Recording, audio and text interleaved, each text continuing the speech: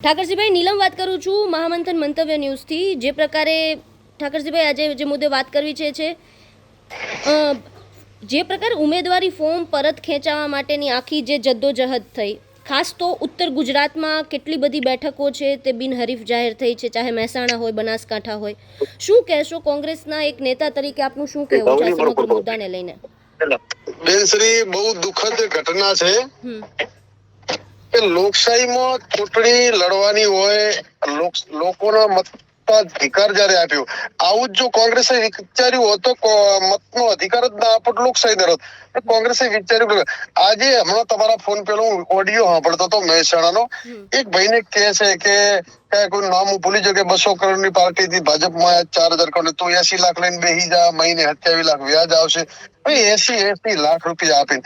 આજે દુઃખ થાય છે કે લોકશાહીની લોફરશાહી છે, આના કરતા રાજાશાહી સારી હતી। રાજા છે, તમને યાદ કરાવું, સોમનાથની સખાતે વીર મોખડા વાળો ચડ્યો હતો, એની સાથે પાવૈયા, જે આપણે બહુચરાજીના ભગત કહીએ છીએ ને, એ 500 પાવૈયા શહીદ થઈ ગયા હતા।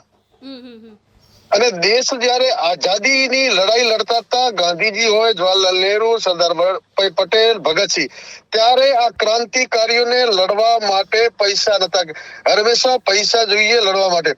ત્યારે આ દેશની નમન કરું છું વેશ્યાઓને કે જેને પોતાના દેહનો વેપાર કરીને, આ દેશના ક્રાંતિકારીઓને પોતાનો દેહ વેપાર કરીને આ દેશની વેશ્યાઓએ નૃત્ય કર્યા, દેહનો વેપાર કર્યો, પરંતુ દેશને આઝાદી અપાવવા માટે લડાઈ લડી।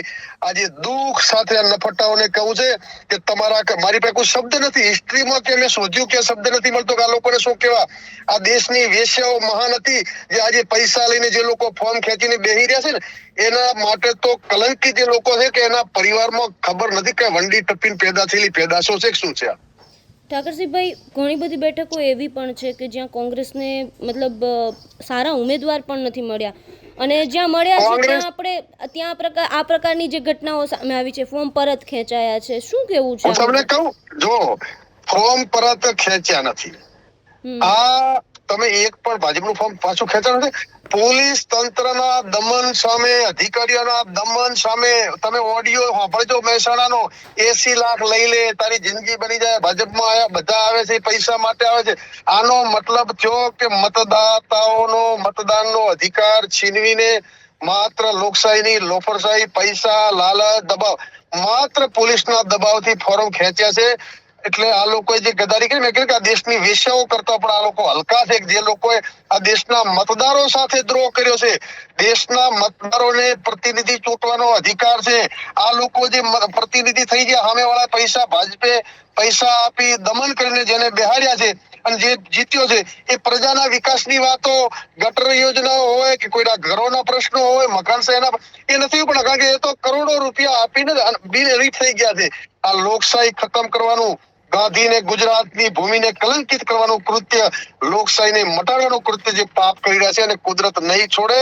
અને આ ગુજરાતની સર્વ સમાજની જનતાને અપીલ કરું છું કે આ લોકો લોકશાહી ખતમ કરવા, બંધારણ ખતમ કરવાની જયારે તૈયારી કરી રહ્યા છે, ત્યારે જે પણ લોકો અત્યારે સલામ કરું છું, કોંગ્રેસના જેટલા લોકો તાલુકા, જિલ્લા પંચાયત લડે છે, એ તમામ પ્રકારના દમનનો અધિકારીઓના, એક પાલનપુરમાં નગરપાલિકામાં મહિલાને બુરખો પહેરાવીને ફોર્મ પાછું કેટલી હદની નાદારી લોકો નોંધાવી।